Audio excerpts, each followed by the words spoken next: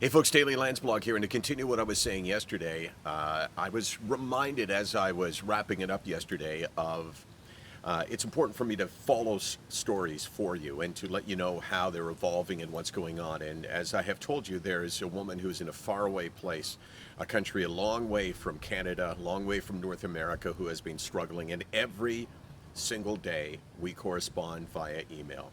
And every single day this person talks about ending their life. And every single day I tell them that, there is an answer other than that. There is help. And every single day she tells me, my life isn't worthwhile, I'm a terrible person.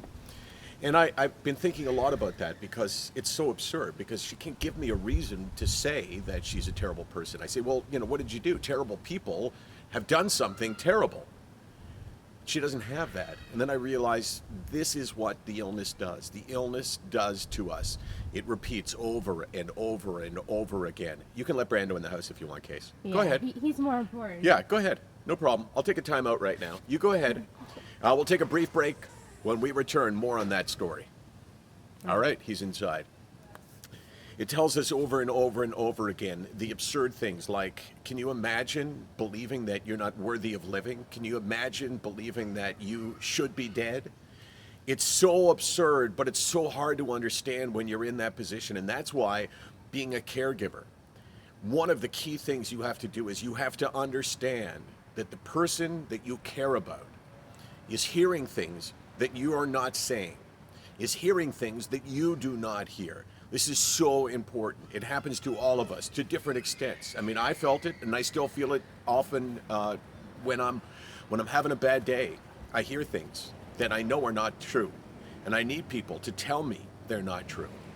And that's why over and over and over again, I need to share with you the fact that depression has a voice. Mental illness has a voice in our heads, and it tells us things. It tells us all kinds of things. It wants to deceive us. It wants to take us down, and it knows where we're vulnerable.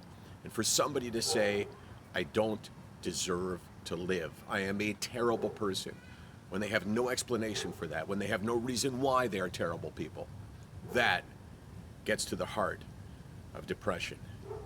It's just really difficult to talk to someone who's in that position because you want to shake them and you want them to understand. But having been there, I also understand how complex it is. SickNotWeak.com, 24 hours a day, 364 days a year, trying to convince you that that voice in your head is telling you lies.